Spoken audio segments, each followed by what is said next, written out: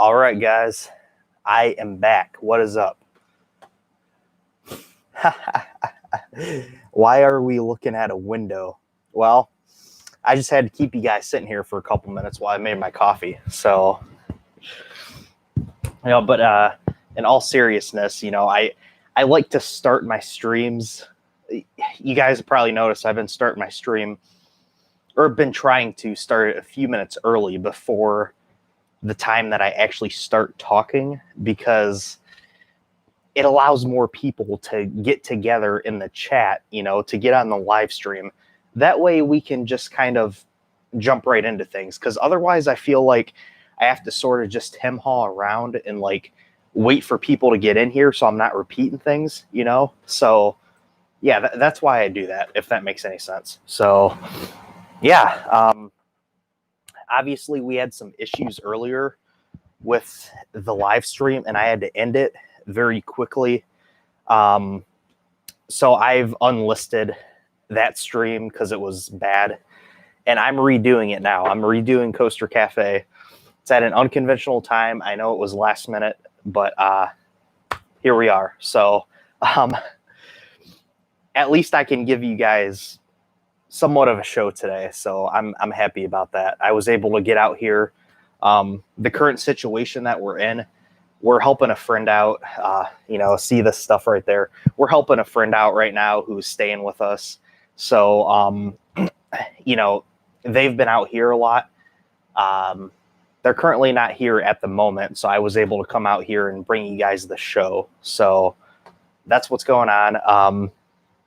I have my camera and everything right here, and I'm about to bring all the files onto a flash drive to put on my computer. I got plenty of footage yesterday at Cedar Point, so I got a few pictures. I got some decent footage. I don't take that great film. I'm not that great at shooting footage, but it's footage nonetheless, and I will upload it at some point. I'll let you guys know when I do that. Yeah, and speaking on that, I'm gonna try to take more footage when I go to parks from now on. And I'm going to upload. Thank you, nice haircut. Thank you, I appreciate it. So I'm gonna start to try to take more footage at parks, and I will upload it so people can use it if they wish to do so with credit. Just give me credit if you use it.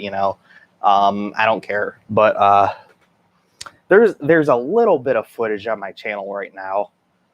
And you guys are free to use that if you want. Anybody can use it, just it's under Creative Commons. So anyway, I hope you guys enjoy this. I'm just kind of rambling on. So yeah. Let's see. So let's get into the show right now. This time around, I'm just drinking some McCafe, good old McCafe coffee, It's good stuff there. Let me get my card,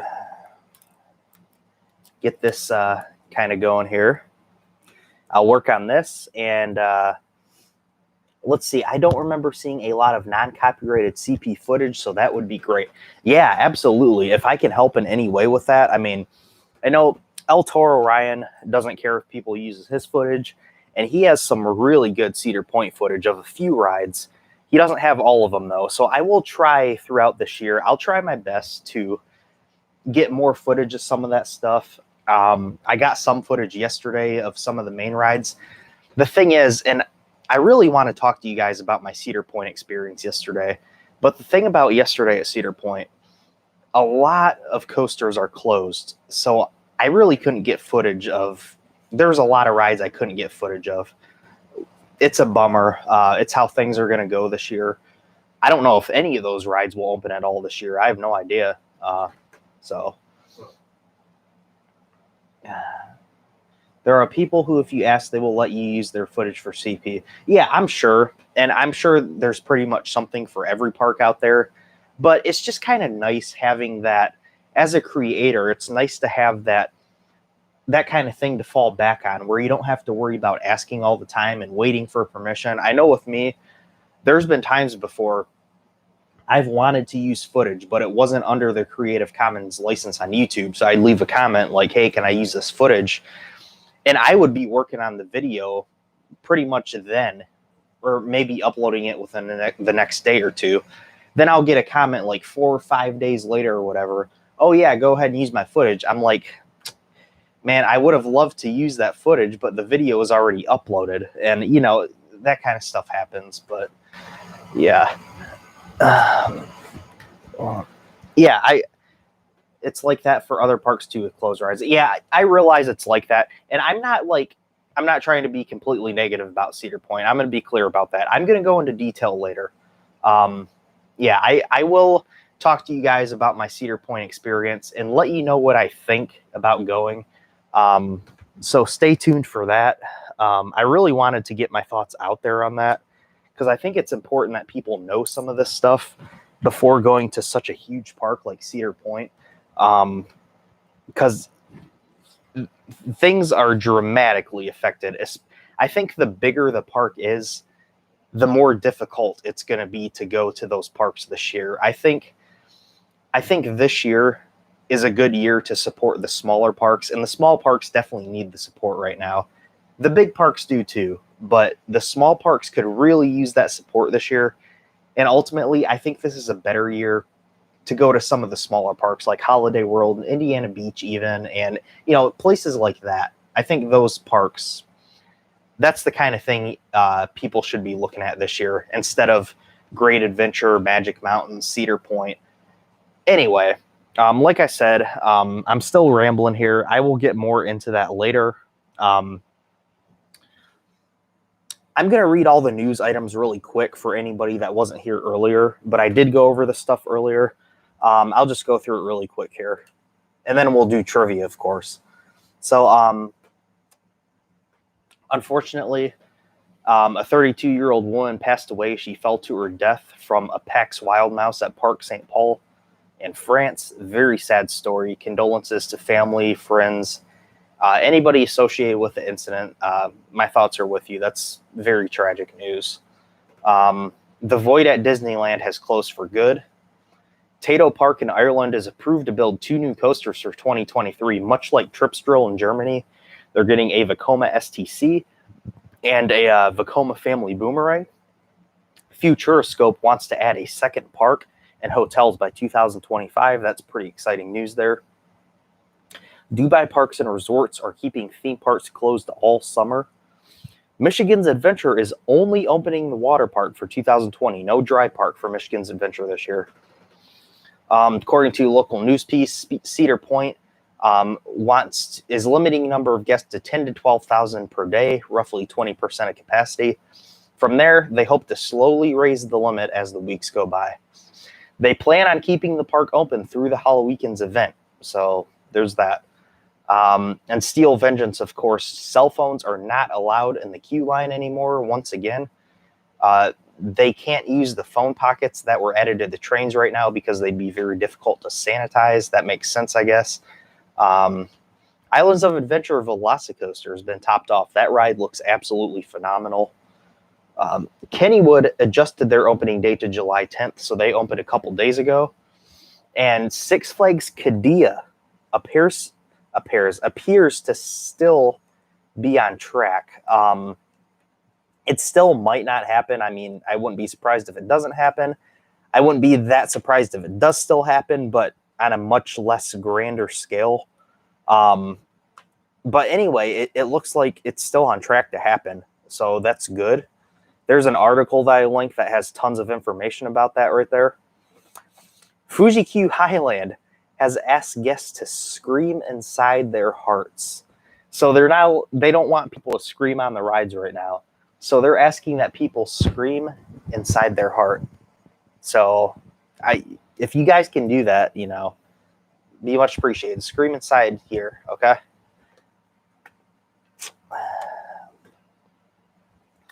And lastly, no, 2 more things. Joyland in Texas has unfortunately closed again due to storm damage. That's really unfortunate to hear. They were having a really rough time less than 2 months ago, thinking that they might not even survive the pandemic.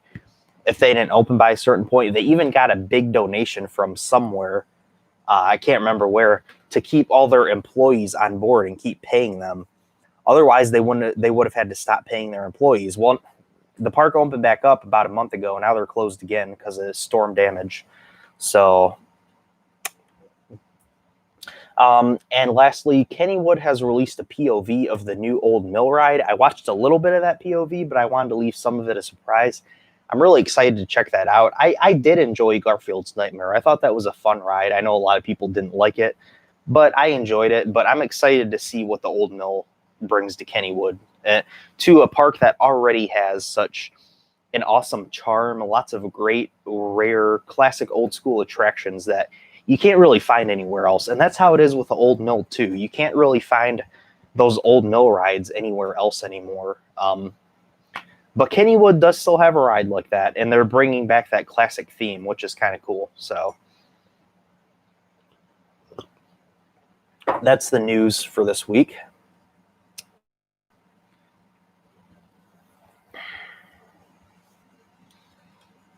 Yeah, I don't think Falcon's Flight, if Falcon's Flight is put in Six Flags Qiddiya, I don't think it's going to be the tallest, fastest, longest coaster in the world. Maybe if we're lucky, it'll be like a Giga or something like that. Maybe it'll be like an Intamin Giga coaster. That would be pretty cool still. But Falcon's Flight as it is, I mean, that animation was ridiculous, so we don't really know how it would actually be exactly in real life anyway, because that animation they released was just comical. I mean, there was nothing realistic about that, so yeah. All right, let's see here. Let's see what kind of video I have.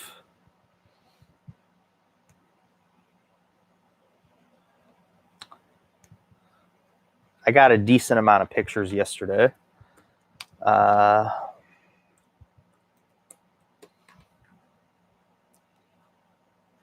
I have to go through this annoying process to put the videos that I take, well, pictures really too, because pictures will screw my computer up.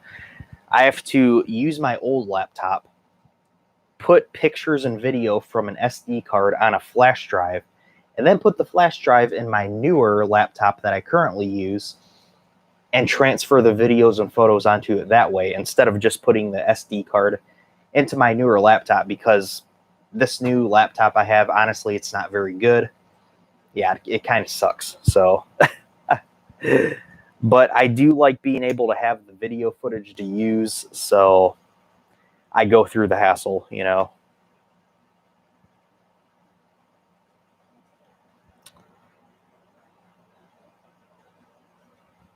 Oh, I need to put the memory stick, the flash drive, into the computer first before I can transfer the stuff on there. I guess that would help. That would help.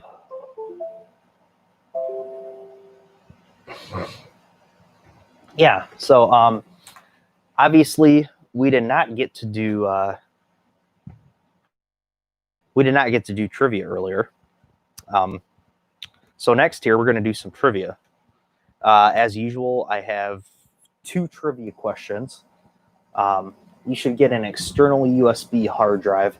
I would actually like to get one of those. I do really want to get one. I think that would be great for me.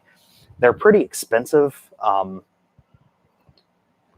think there might be some decent sized hard drives you can get, like external hard drives for around $50 or so. If you know of anything good that's fairly cheap, let me know about it, because an external hard drive would really come in handy for me, I think. So yeah, absolutely let me know. What happened with the stream earlier? It was awful. It just internet connection. Yeah.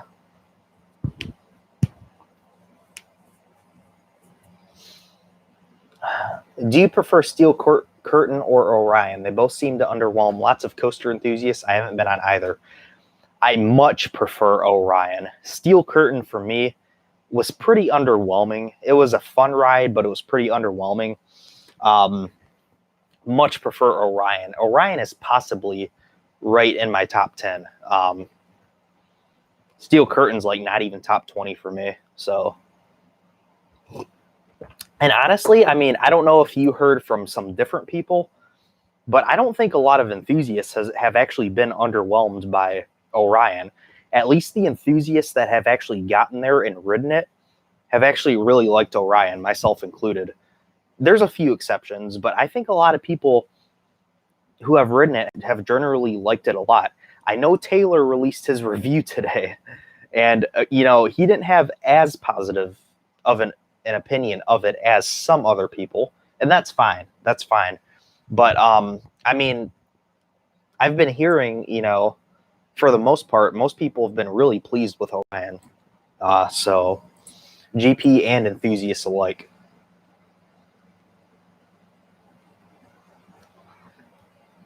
Let's see.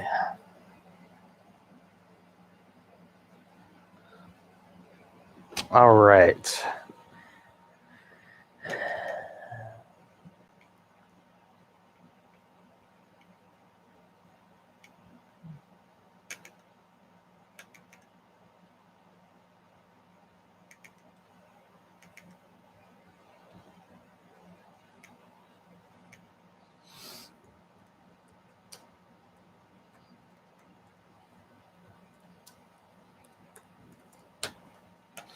All right, we got my video footage here. Like I said, I will get this up at some point. Whatever channel I upload it on, whether it be a different channel or this current one. Yeah, I honestly might make a separate channel, kind of like Airtime Thrills rather, to put my footage onto. Because I just don't think it'd be good to put on this channel. It'd kind of screw up my channel a lot. So I don't really want to dump all that onto here. And I definitely see why other people, you know, do separate channels for that kind of thing. So,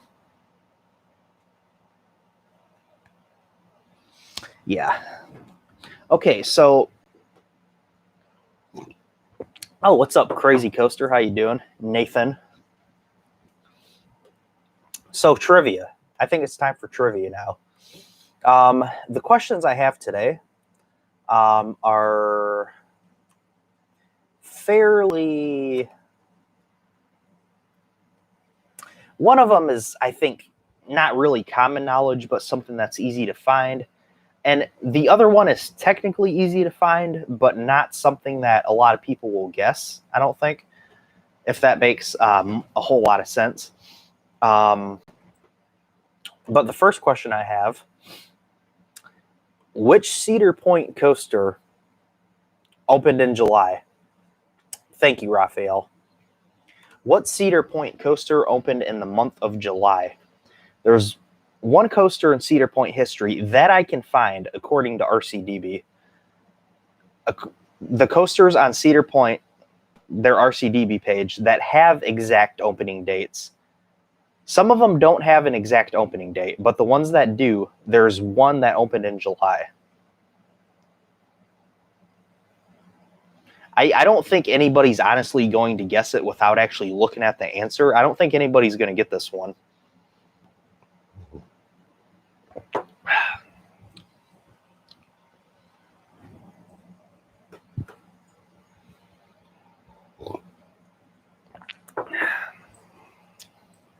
One coaster at Cedar Point that opened in the month of July.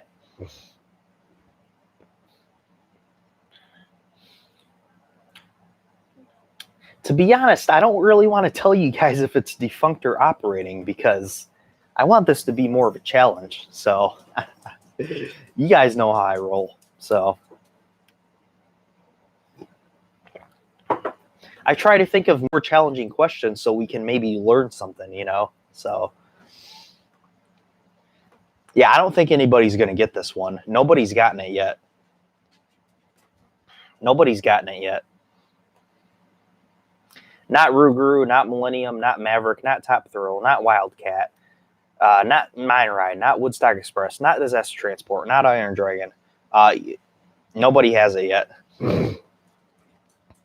Okay. Somebody got it. Coaster Lover 2001 got it first. It is Switchback Railway.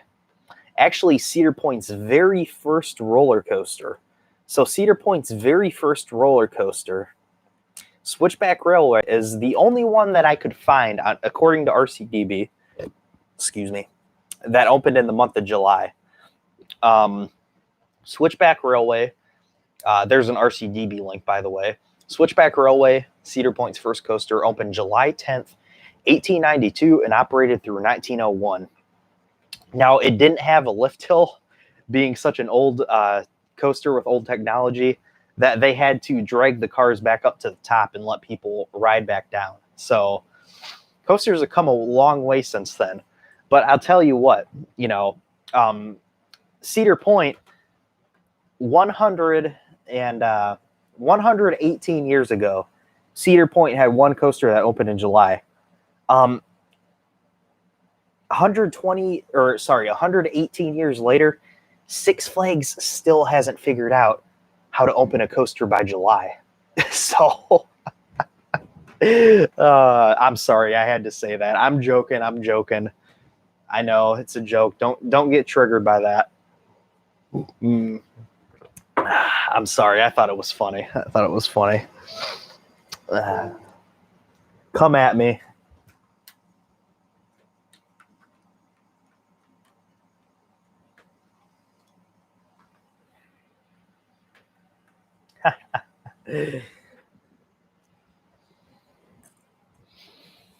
Yep, you heard me right. All right. Hey, what's up?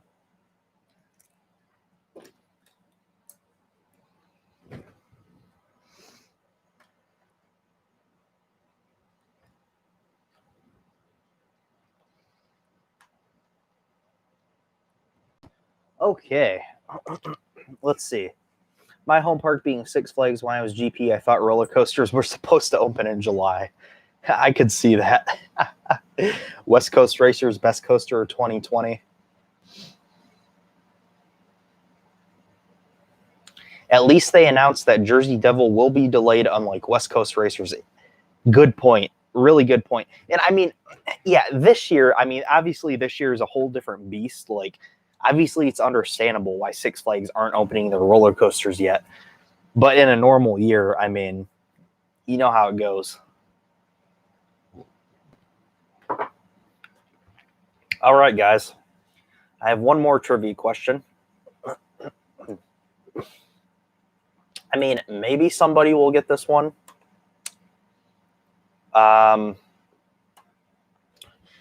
Where did Knobel's Black Diamond originally operate? Where did the Knoebels ride Black Diamond originally operate?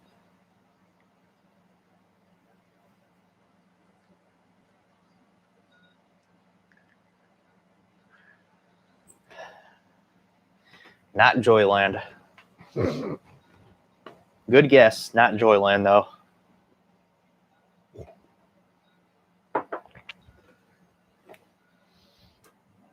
I think, yes, we have the correct answer here.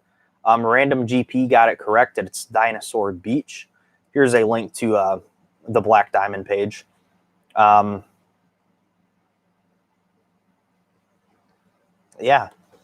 So Dinosaur Beach, excuse me here. Can't remember. It's in New Jersey somewhere. Or it was in New Jersey, I should say. Yeah. Okay, so Black Diamond opened at Knoebels in 2011, but Golden Nugget was at Dinosaur Beach in Wildwood, New Jersey from 1960 to 1998. It was built by Philadelphia Toboggan Company. And even though it was relocated, and I've talked about this ride before, I'm pretty positive on here at some point,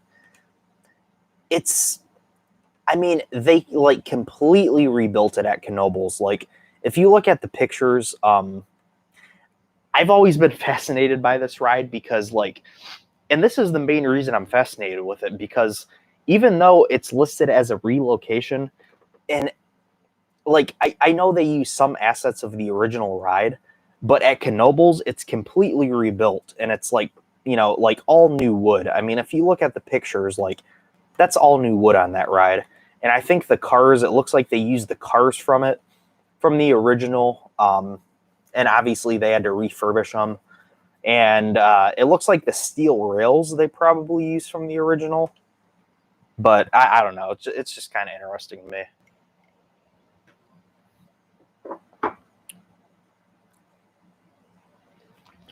No, that Michigan's Adventure new coaster isn't even opening this year. Not even that new kiddie coaster, because as I mentioned in the news, Michigan's Adventure, the dry park, is not opening this year, just the water park. So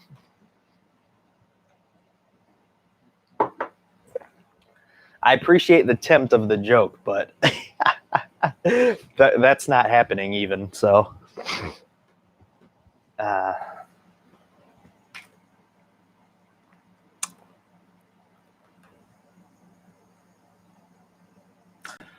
okay.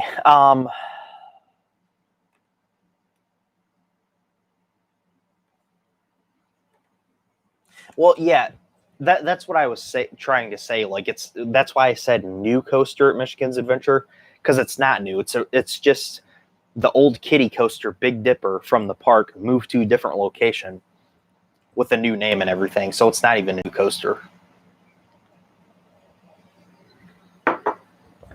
Yeah. So, all right. As I mentioned earlier, I want to discuss some of my thoughts.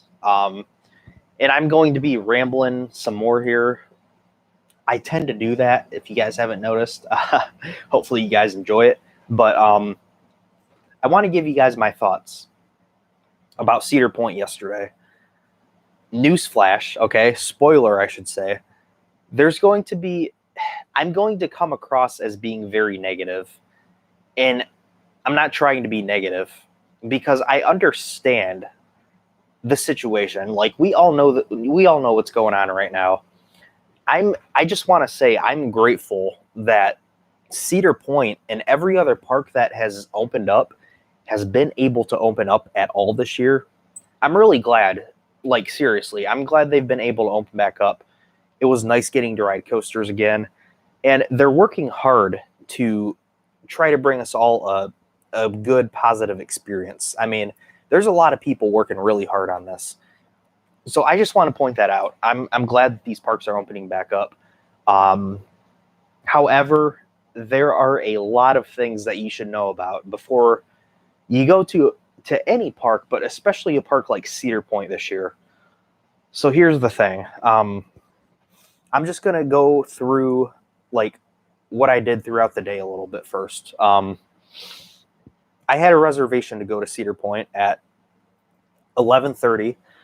As you guys probably know, the park opens at 11. Or I should say the rides open at 11. I guess people can get in there at 10, resort guests and stuff, but the rides open at 11 o'clock. I had a reservation yesterday for 11:30. So I got to the park, I parked, got my stuff ready, I walked in. I got into the park like right at 11:30. That's like when I walked in, 11:30.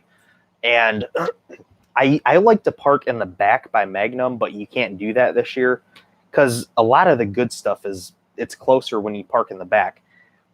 Only resort guests and people at the campground can park in the back this year, which really stinks, but I understand. So I park in the front, and I knew that they were handing out access passes for Steel Vengeance, Maverick, and Millennium Force. Of course, my three favorite coasters in the park, the ones I wanted to ride the most. So I got in the park at 11:30. I made the mile-long walk all the way to the back of the park. By the time I got back there, it was 11:50. So mind you, the park opened at 11 o'clock. It was 11:50 when I got back to that section of the park. The access passes for Maverick and Steel Vengeance were already completely gone by the time I got back there. So less than an hour after park opening. It was a Saturday, mind you. It's a Saturday, and it's nice outside. So a lot of people are going to want to go. But I think you guys need to know, you need to realize that there's a good chance, even if you get there fairly early, that the access passes may be gone. If you guys don't know how the access passes work, they give you a pass to come back to the ride during a certain hour to try to avoid some of the ridiculously long lines, especially with the slower operations this year. So that's why they're doing that. And I kind of like the system because of that, but it means a lot of people are leaving frustrated. And, I'm not going to lie. I was frustrated. I mean, I understand, but, I was disappointed, because I wanted to ride those rides. So, of course, I was disappointed. But I'm not like, I'm not like complaining about it. But just know that if you don't get an access pass, you're out of luck. Like, if all the access passes are gone by the time you get to the entrance of that ride, you don't get to ride it for the day. And even though Kings Island is opening Orion towards the end of the day to let some people just walk into the line after they kind of clear out all the access pass people, Cedar Point's not doing that. I asked about it. They said they're not doing it. Other people said they went to the entrances of those rides shortly before closing, and they weren't doing it. So if you don't get an access pass, you're just kind of out of luck. You can't ride those rides. So that's something really important to know. You really got to plan strategically to try to get an access pass when you go to the park if you want to ride those rides.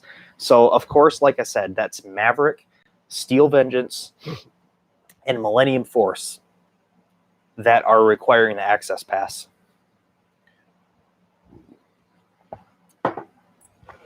So I didn't get one for Maverick and Steel Vengeance, and those are the first rides I went to.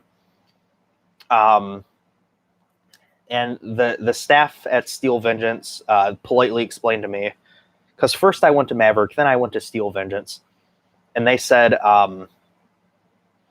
access pass is going on for probably the entire season. I mean, we don't know. They could change anything at any moment. What I'm saying right now might not even be 100% accurate, even right now. But anything can change. But as it stands, this is what I'm aware of.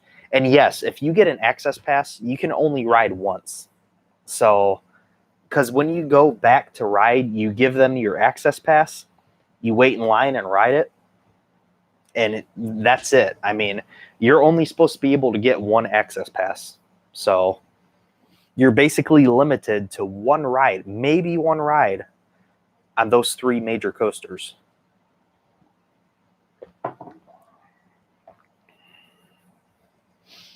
If you have a fast pass, you do not need an access pass. But thanks for bringing that up, because I heard, this is what I heard earlier from somebody. Somebody posted this online in one of the Cedar Point groups that I'm in on Facebook. If you have a fast pass, like the all-season fast pass or whatever, from my understanding, I can't remember if this was just for Steel Vengeance or if it was for all of them. I think it might have just been Steel Vengeance. Don't quote me on that. But if you have the fast pass, you don't need an access pass to ride, and you can ride twice without an access pass. But after you use the fast lane twice on at least Steel Vengeance, I think, you have to get an access pass. Of course, you know the deal. So I don't 100% know all the details. I'm not claiming to know everything about it, but this is what I do know, or what I have a pretty good idea about. So, so anyway, after Steel Vengeance, I was politely directed by one of the people by the line over there. He said, we're also doing this for Maverick and Millennium Force. And I informed him, I was like, I was just at Maverick and they're out. And he's like, okay, thanks for telling me. So I walked all the way through Frontier Trail back to Millennium Force. And I did manage to get an access pass for 4 to 5 o'clock. And, this was just a little after noon, a little after 12 o'clock. I managed to snag an access pass for 4 o'clock to 5 o'clock for Millennium Force. So at that point, they still had a decent amount of access passes left for that, but they were probably gone in the next hour or so. So I did ride Millennium Force. I got a front row ride on that. Man, excellent. I mean, Millennium Force is just in the front seat. It's such an amazing ride. So good, such a good experience. And I will say real quick, even after riding Millennium again, I think I still slightly prefer Orion, but the fact that Millennium Force, in my opinion, is the weakest out of the 4 Giga coasters I've ridden, I think just speaks volumes. I mean, because I think Millennium Force is just, phenomenal. Assigned seating. Yes, they're doing assigned seating, which is no surprise. I actually got assigned the magic seat by GP2 Enthusiast when I went on Magnum because, as a lot of you guys know, he's working on Magnum this year. And he saw me wearing my Coaster Daddy shirt. And he said, "Oh, you must be Coaster Daddy." And I'm like, "Hey, GP2 Enthusiast, what's up?" And right away, he's like, "You want the magic seat?" And I was like, "You know me all too well." So yeah, I rode the magic seat for my first ride on Magnum. By the way, okay, so I kind of got off track here. So my day, after I got the access pass for Millennium Force, I just kind of walked around for a while. I got pictures and some video footage, and then I ate at Chicky and Pete's. I have the meal plan this year, so I ate at Chicky and Pete's, which was really good food. I got some boneless chicken wings and some fries, the crab fries there. Really good stuff. And not long after, like pretty much right after I ate, I walked over by Valraven, and I walked over by Valraven. I got some more video footage, kind of killed a little bit of time, and then I went and got a locker by Millennium Force, and then I got on Millennium Force, and I waited like 45 minutes or so for it after. So even with the access pass, you are still going to have to wait. Just be aware of that. It's not just like you might be able to walk right on, or you might be waiting for an hour or even an hour and a half. I mean, you just don't know. So, yeah, so I ate, went to Millennium Force, rode that. And then after Millennium Force, oh, hey, what's up, Etai? What's up? So after Millennium Force, yeah, I basically took some more footage and stuff. And for the rest of the night, I rode Magnum 2 more times.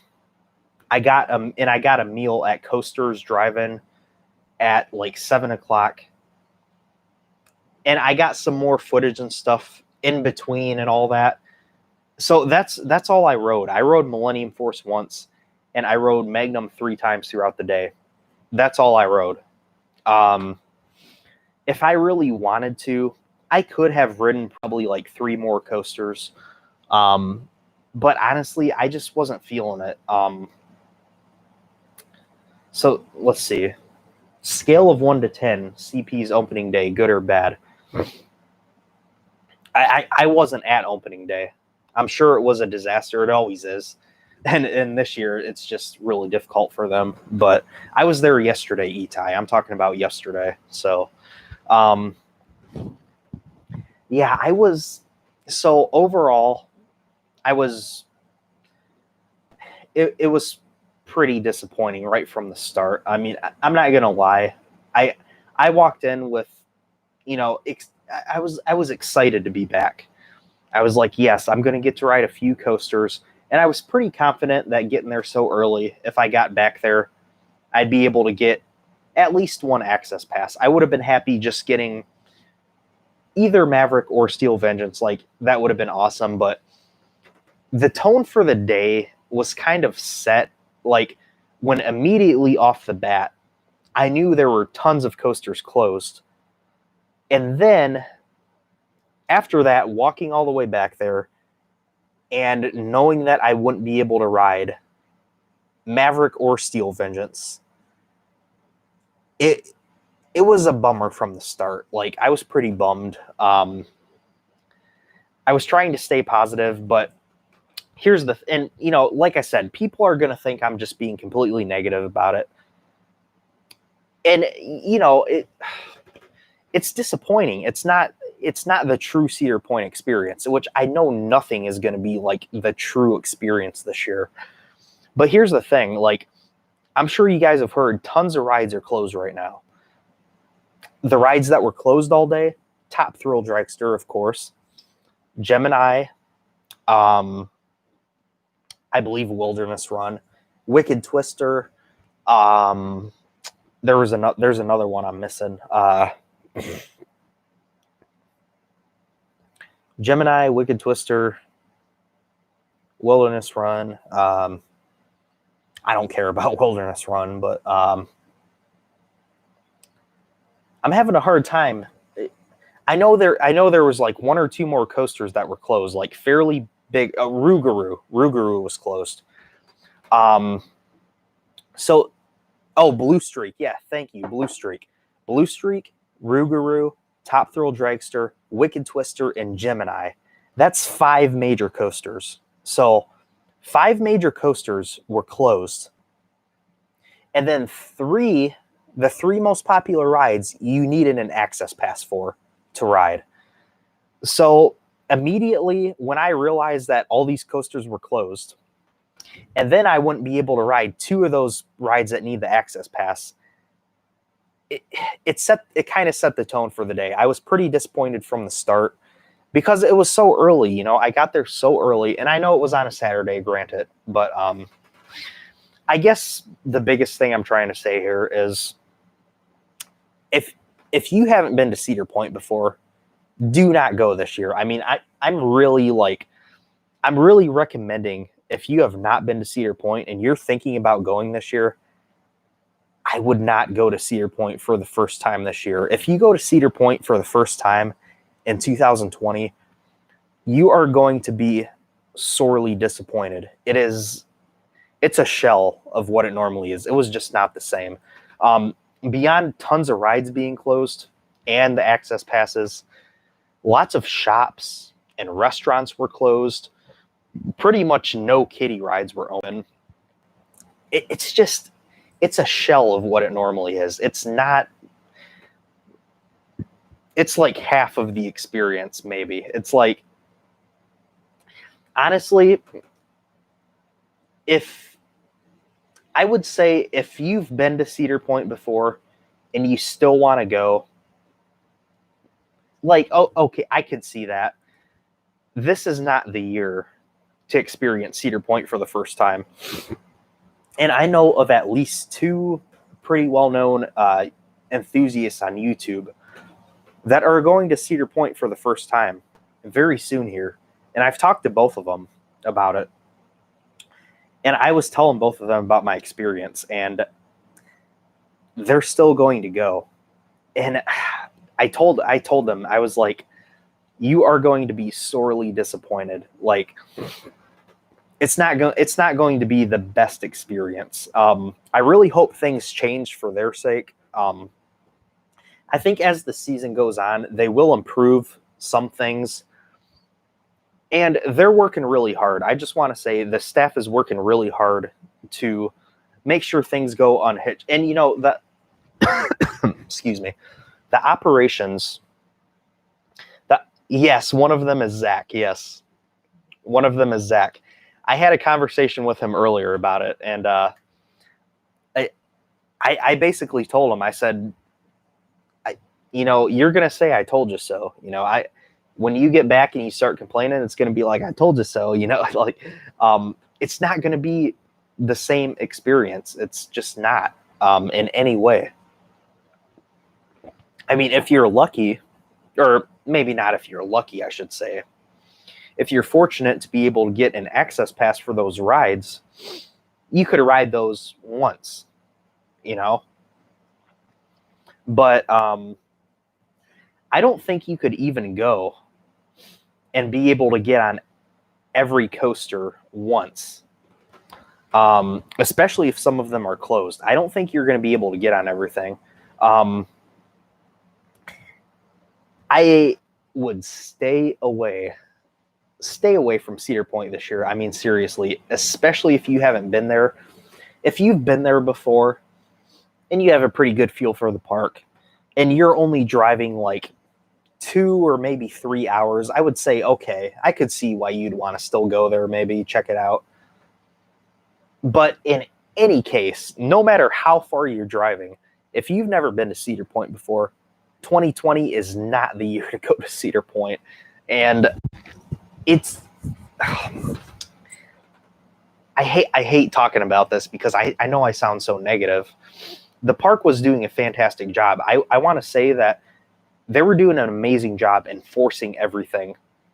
Everything was enforced very well. They were cleaning as they should be. And, everything was just, the operations, considering the situation, were still very good. Obviously capacity is cut in half. Lines are moving slower because of that. They were still doing a good job. They were doing everything in their power. They were doing the best job that they could. Most people there were doing the best job that they could. And I appreciate that. And it's not their fault that this year is the way it is. It's nobody's fault that this happened.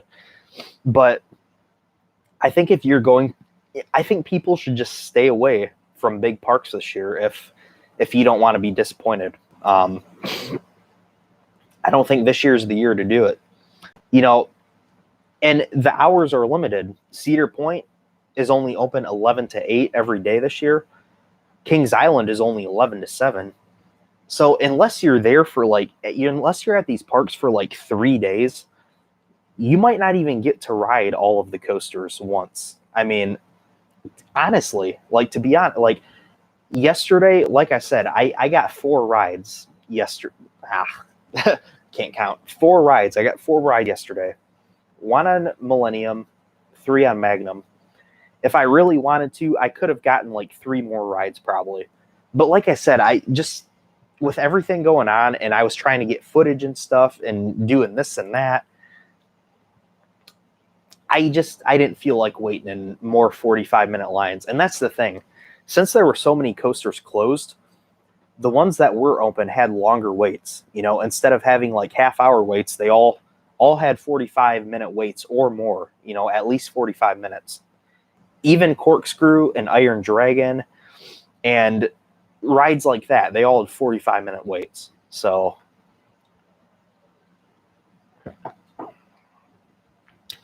Alton Towers opens at 10 and queues close at 4. That's awful. That's really bad.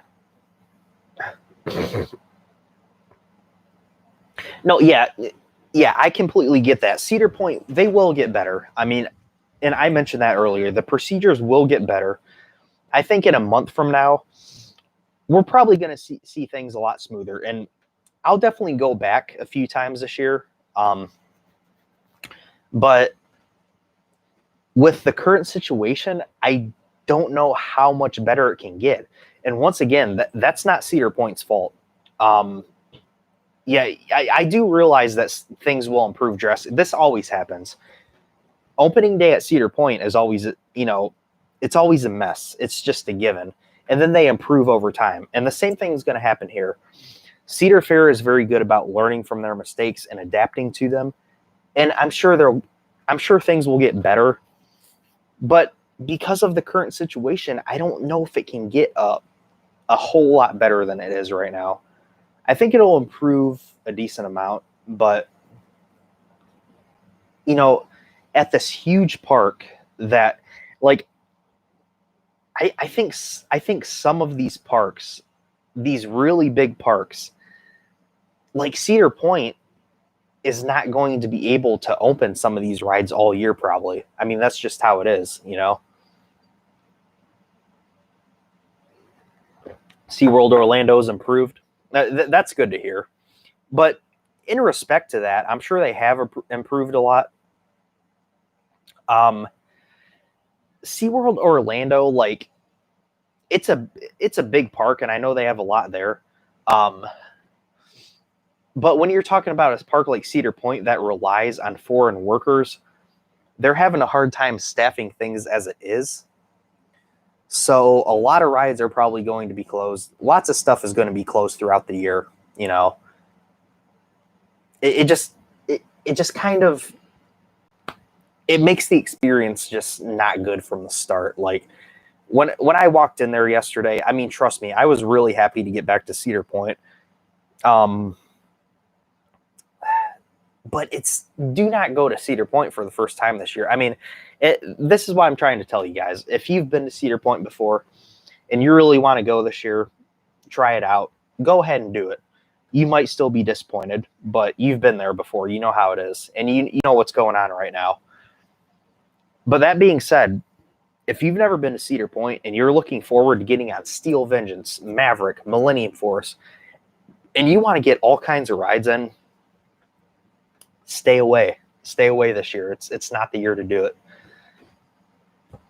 That's just how it is. And I don't think I'm going to change my mind on that. Even when Cedar Point inevitably does improve things in the next month, I don't think that's going to change. You know, I don't think I'm going to be saying otherwise. I just don't.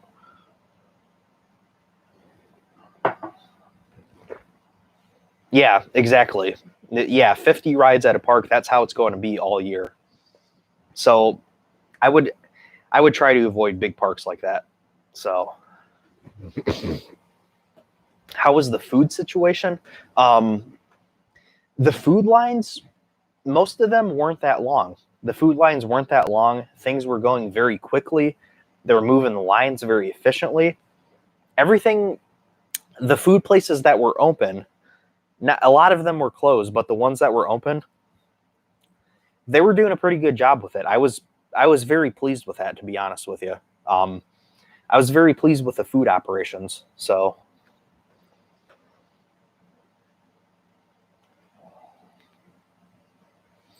they do not social distance cars. No, I never really understood that myself. The social distancing of the cars. I'm just like, really? They were not doing that at Cedar Point. No.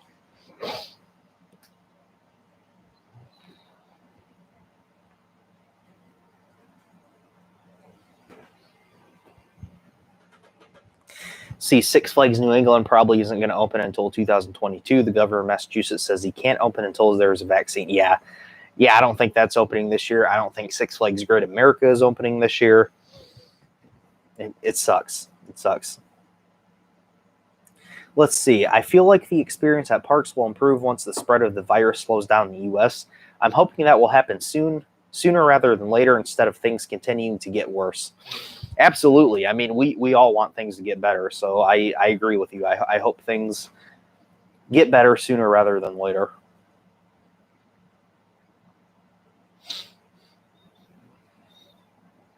And I seen Coaster Hour earlier was mentioning that he's concerned about how the 2021 season is going to go. And that's actually something that's something I've been thinking about too. Like, okay, these parks, they plan on opening back up in 2021. What if something similar happens? I mean, how much of this stuff from this year are they going to have to carry over into next year? Next season might be drastically affected too. I mean, who knows, you know? Going to Great Adventure in 2 days, nice. That's awesome. I hope you have a good time there. I hope everything goes smoothly for you. So,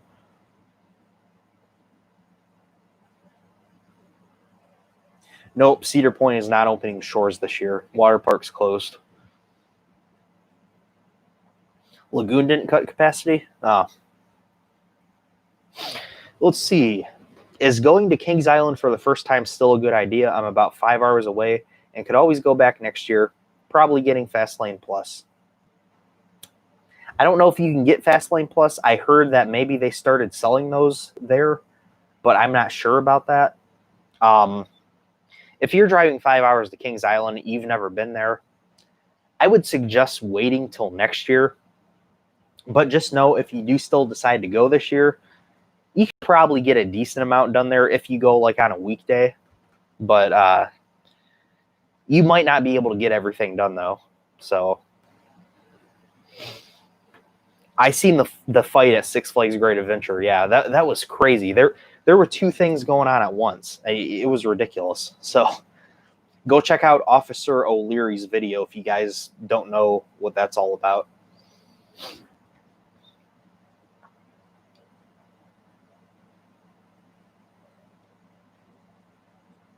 Yeah, 2021 could be very disappointing again, or it could be one of the best years for sure. Yeah. Okay, they did start Fast Pass at Kings Island. Okay. All right. So that kind of tells me a lot of people aren't going to Kings Island. Like the crowds must be really low if they're selling the Fast Pass again. So maybe you do still want to go to Kings Island this year. I mean, it's going to be something that you have to weigh the pros and cons, and in relation to your own situation. So 104 degrees. I would not want to go to a park in 104-degree weather.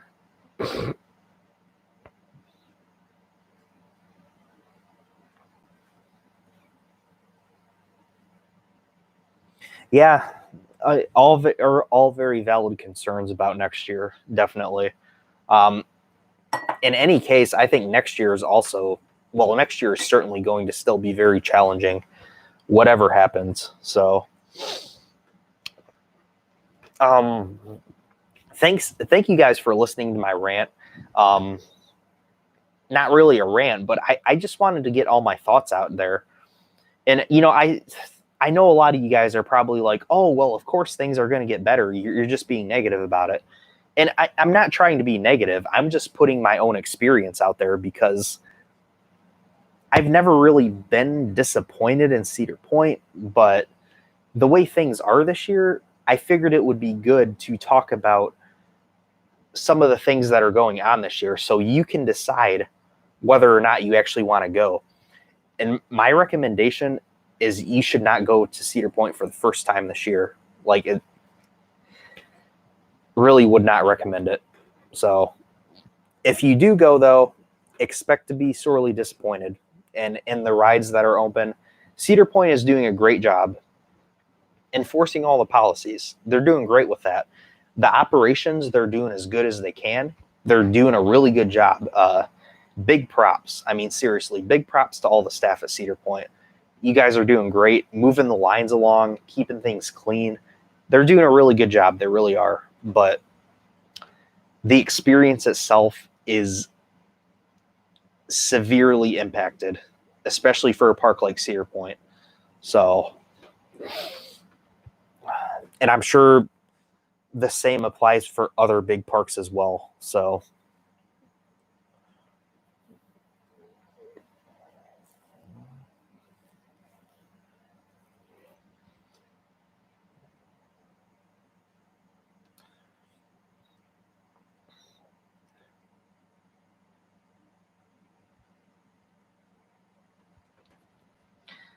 let's see. Yeah, as far as parks for me this year, I might get to some new parks. I'm going to try to get to like at least 2 new parks, but I don't know if that's going to happen. It might not. And honestly, if it doesn't, I guess I'll get back whenever I get back to them. So,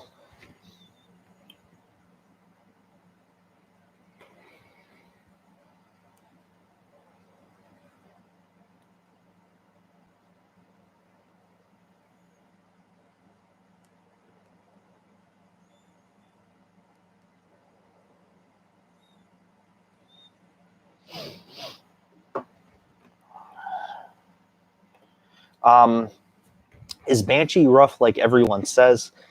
It can be. I've had 2 really rough rides on it, but then later on last year, I got 2 really smooth rides on it. It's very temperamental, and it seems like it always changes. I mean, it's crazy. Like, you can have 2 totally different experiences on it, probably even in the same day. Like, it's kind of crazy how it is, but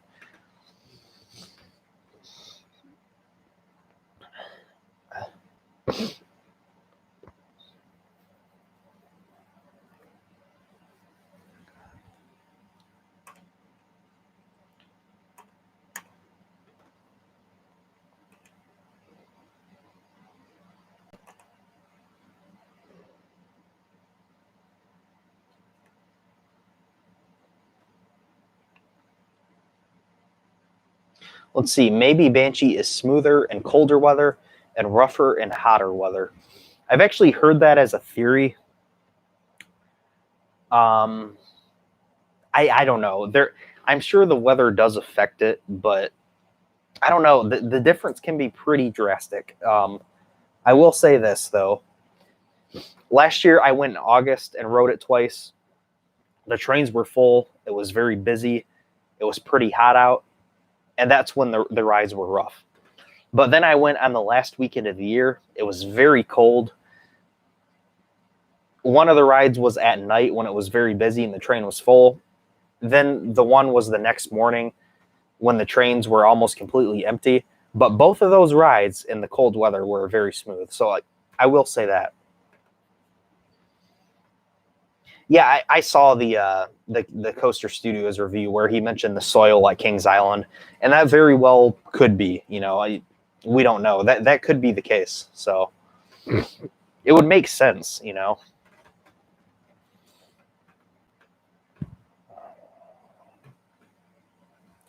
I will say though, my Orion ride, the one ride I got, was completely glass smooth. I mean, for me, it was completely smooth.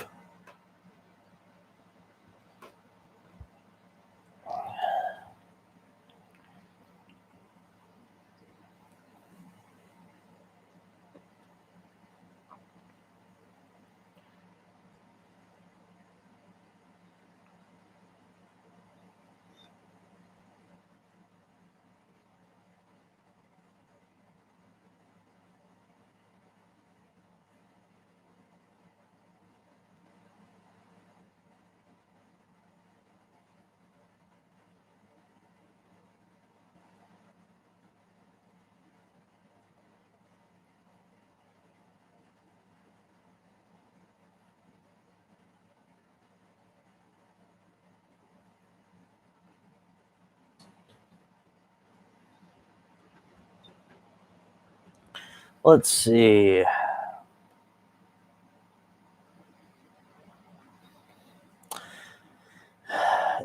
Do you think Six Flags is going to get all their parks something, even though they don't have the money? If they don't have the money, no, absolutely not. I think the days of Six Flags getting every single park something is done at least for the next couple years. So,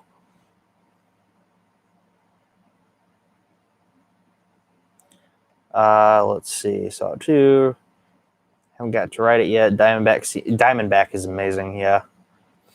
Personal favorite coaster at Kings Island. Mine might be Orion or Diamondback. I'm not really sure.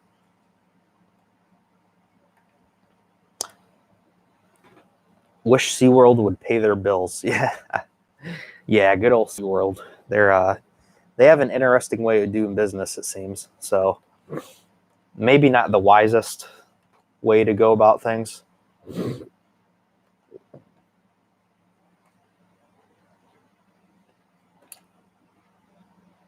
I think it's strategic what they're doing, probably, but I still don't think it's the best way to go about it. Do you think we'll ever see the industry as it was pre-COVID era in the future? I think some changes that are being made will remain permanent in the future, but I think at some point, probably in several years from now, we'll start to see major additions again. So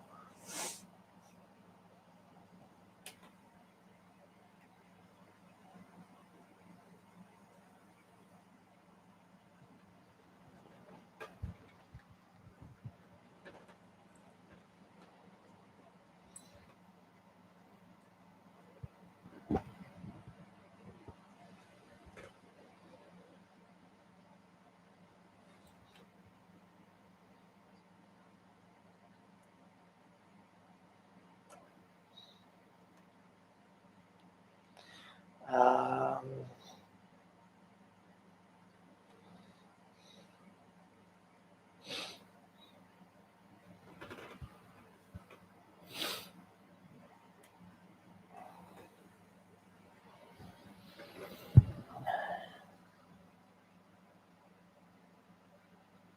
oh, hello,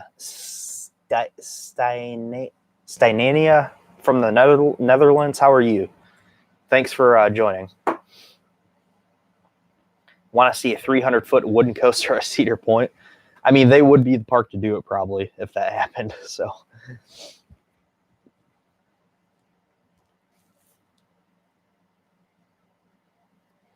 do I think Six Flags will ever clone an RMC hybrid? No.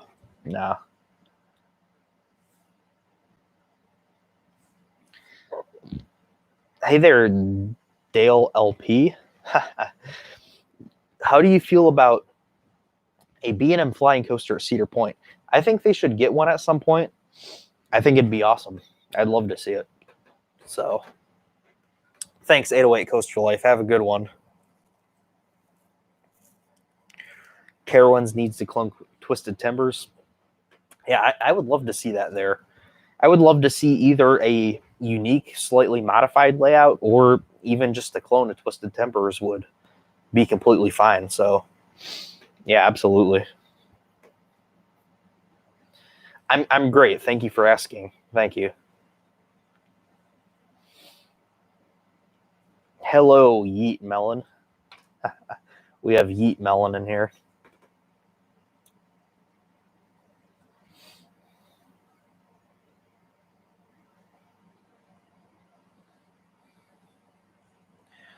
So, let's see. Hershey's openings seem to go much smoother. Absolutely. I think Hershey seems like they're doing a really good job with everything going on. So, what major parks have you guys visited? Have you guys visited any major parks, and how did it go? You know, like any major parks this year? Thanks for hosting these coaster cafes. Thank you for joining the coaster cafes, Josh L. I appreciate it. Do I think Canada's Wonderland will ever get an RMC? I certainly hope so. I think eventually they will try to figure something out. I think they'll try to do an RMC there.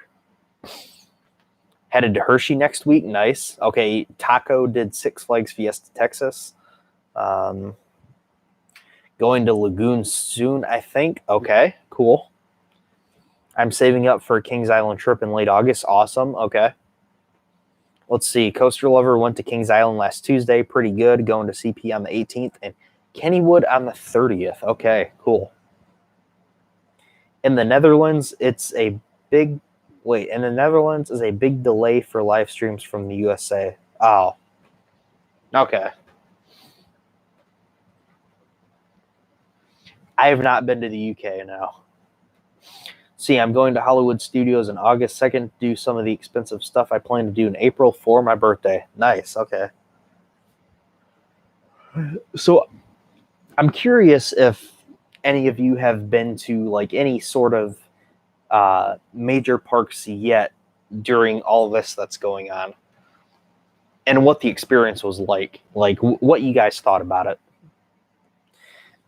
I did see the personalized bricks at Cedar Point. Yeah, I got some video of that and some photos. It looks very nice. It looks very nice. So, shocked at how many Cedar Point coasters were closed. I wouldn't say I was shocked by how many were closed. Certainly disappointed. I mean, I was a little surprised because I didn't think that many would be closed. I mean, like I said, there were like 5 major, like pretty major coasters that were closed, along with maybe Wilderness Run. So,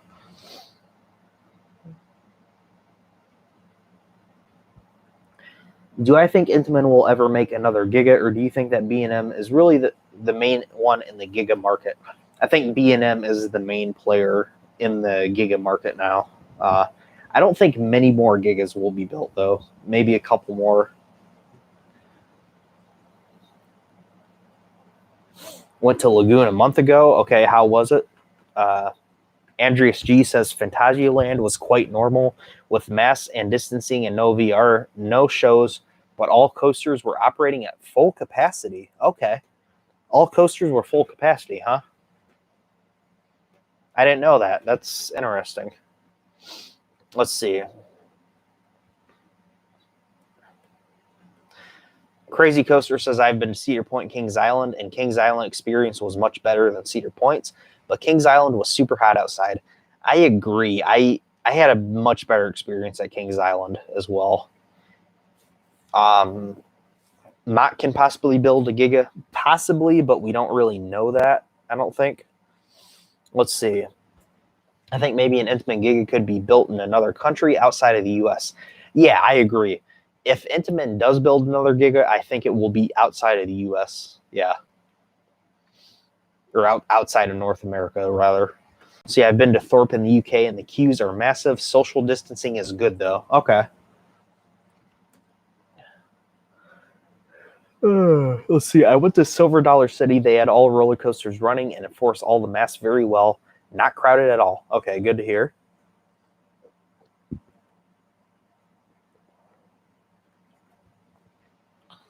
Let's see. Practically same social distancing on the coasters and midways. Also masks and temp checks. Okay.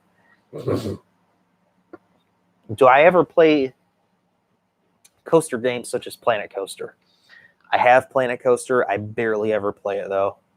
I used to play Open Roller Coaster Tycoon 2 and the original Roller Coaster Tycoon 2 all the time though. Great games.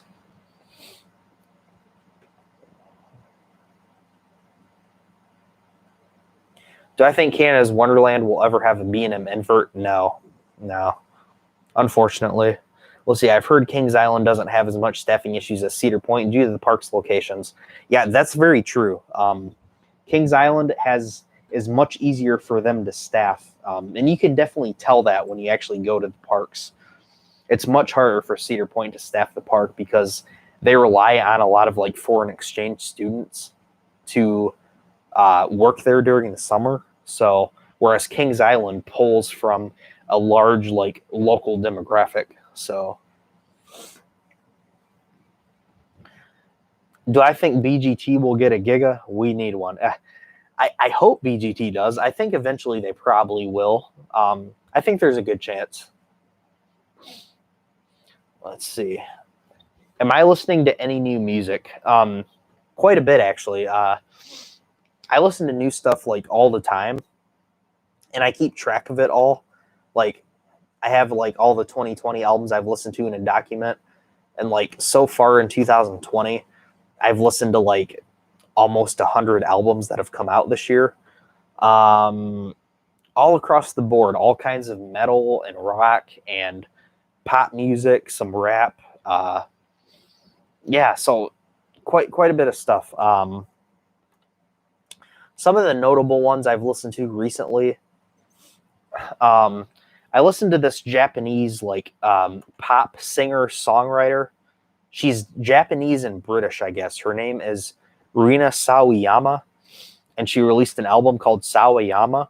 And even though it's very poppy, there's a few like I was surprised. There's a few like heavy metal songs in there too, which was really cool. It was a really nice. It was a pretty good album. And then I listened to a really good band that I discovered called Sleep Token. They just came out with a new album that was really good. Protest the Hero, Lamb of God. They released some really good albums recently. Caligula's Horse, that album was amazing. So those are just a few I've listened to recently that I enjoyed. So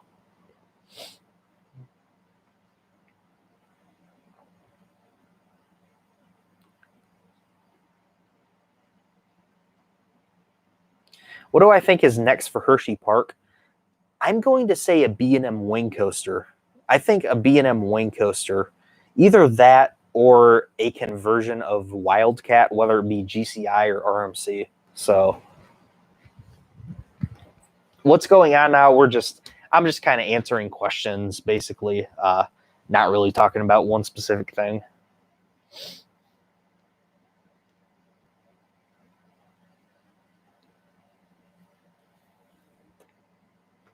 Imagine a wild mouse where each turn is outward banked. I don't want to sound tasteful because I know you're kind of suggesting like a fun, creative idea. But the wild mouse that was just involved in that incident where the woman fell to her death, that PAX Wild mouse actually had outer bank turns on it. So Yeah. That was designed like that.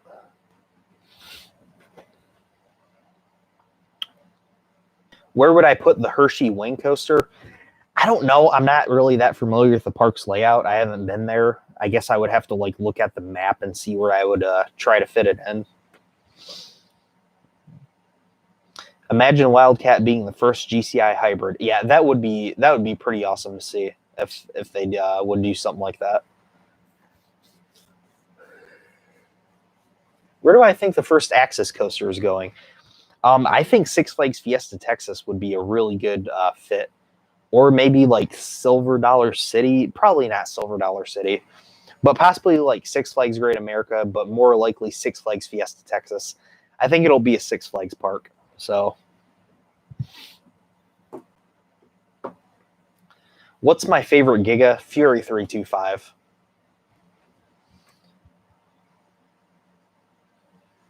Was Tony Clark's tease the biggest disappointment of the year? Probably. It probably was.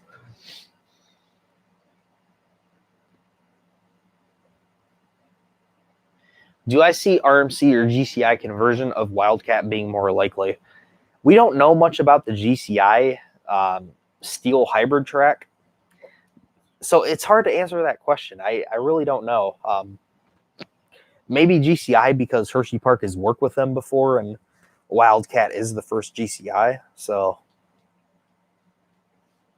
okay, what was the tease?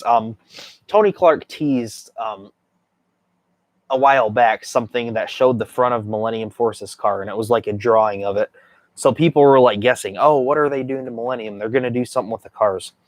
Turns out they're just pictures that are in a book that they're selling this year in honor of Cedar Point's 150th anniversary. So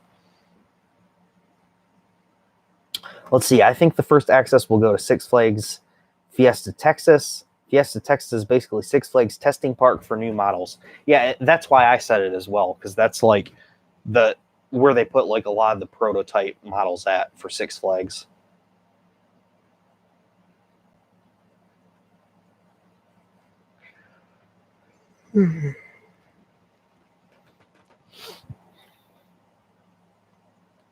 I mean, the book isn't stupid. Like, it's a really nice book, but it was just like a disappointment, you know? Like, he's teasing all this stuff, and people are like, a new coaster, new trains on Millennium, you're altering the trains. No, it was just a book. So,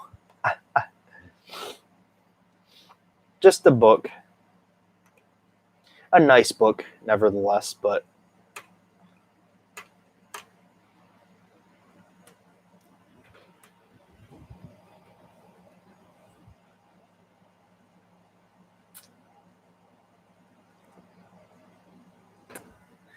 let's see. I just started a new park and Planet Coaster build a B&M invert. What should I add next? You should add an Intamin Giga. Put an Intamin Giga in there. Yeah, and Tony Clark, I mean, he tried to lower people's expectations after they were guessing all this stuff, but like, I feel like he should have known. Like, he's teasing something in relation to Cedar Point. I think he kind of knew what he was doing, you know? Like, I feel like he didn't handle that in the best way. Even though he did try to lower people's expectations after that, it's like, I feel like he should have just maybe, like, I don't know, just handled it a little differently. That's how I feel about it. But, I mean, I wasn't expecting anything real major anyway, so. I do need more coffee, Josh. I do need more coffee, absolutely. It's all gone, so.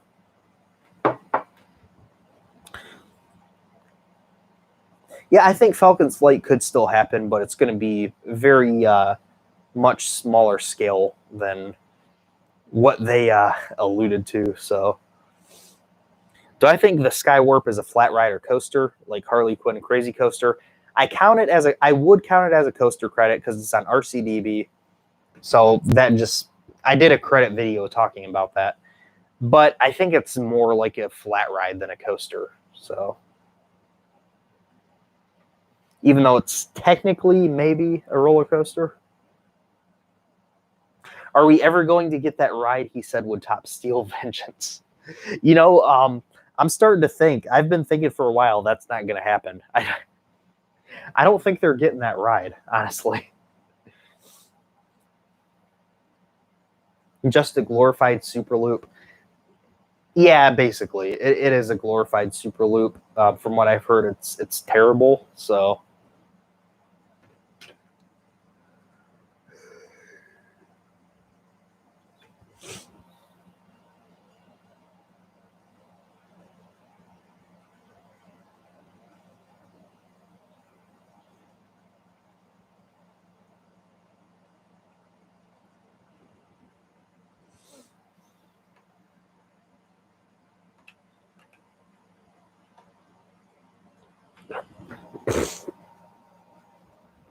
what ride could Cedar Point get to top Steel Vengeance? To be honest, yeah, that's the thing. Like, what are they actually going to get to top Steel Vengeance? I mean, I just don't see it happening. You know, I mean, maybe from a marketing perspective for the general public, but I think as coaster enthusiasts, I don't think we're going to be satisfied with anything more than we are Steel Vengeance. You know, that they would add. So.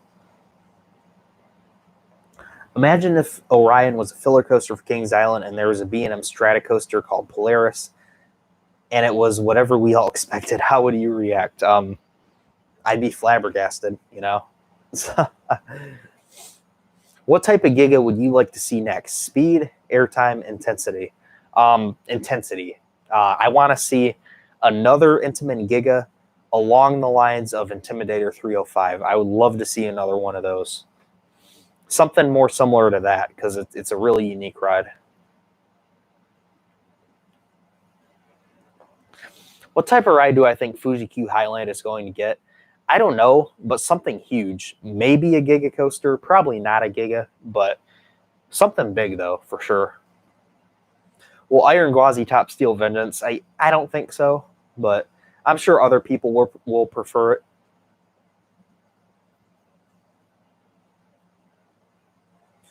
A Giga Asia Naked clone with an extended layout. No, Cedar Point's not opening their new ride this year. That opens 2021, so that's not happening this year, the Snake River Expedition.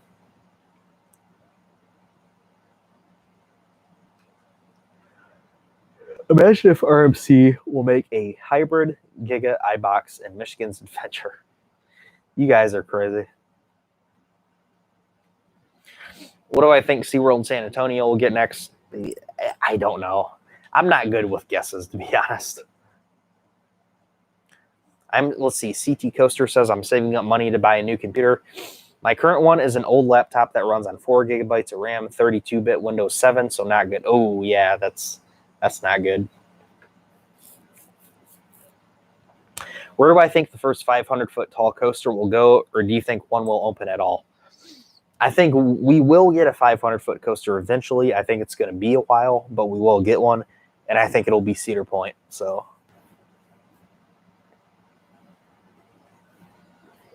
my least favorite coaster, I always cite 3 of them: Mean Streak, Raging Wolf Bob's, and Nighthawk.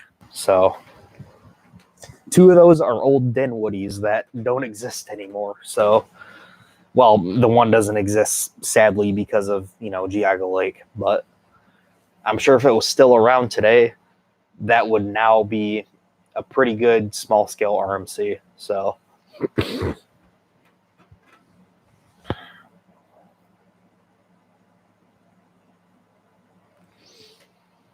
B&M Hyper or Intamin Strata? B&M Hyper.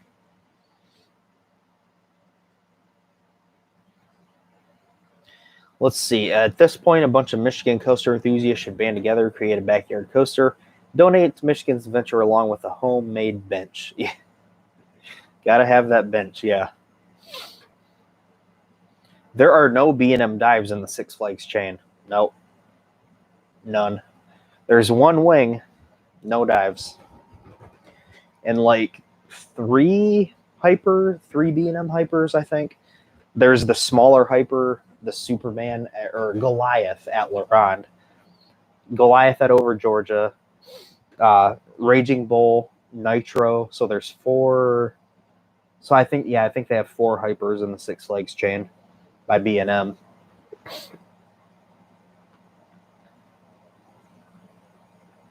Will we ever see another Strata? I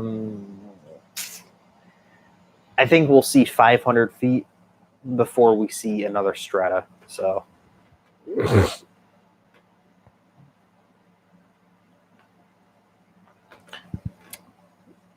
You are welcome, TRNM. You are welcome.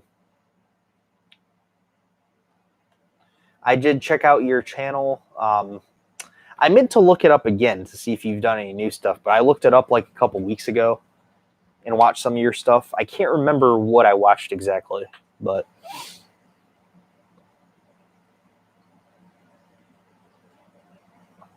yeah, you're right, Luke. They have more or less discontinued the accelerator. Yeah.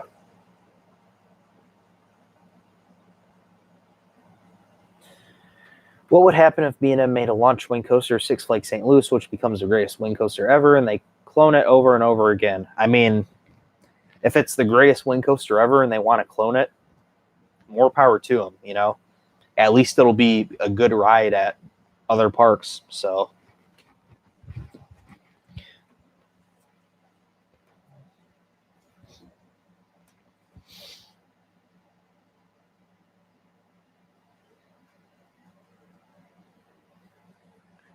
Yeah, I mean, that's a good point, too. If a park wants something, Intamin will pretty much build anything, so.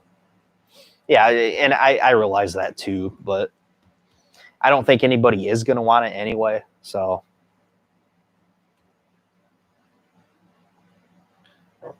Cedar Point's next coaster should be called Coaster Daddy. Oh, man.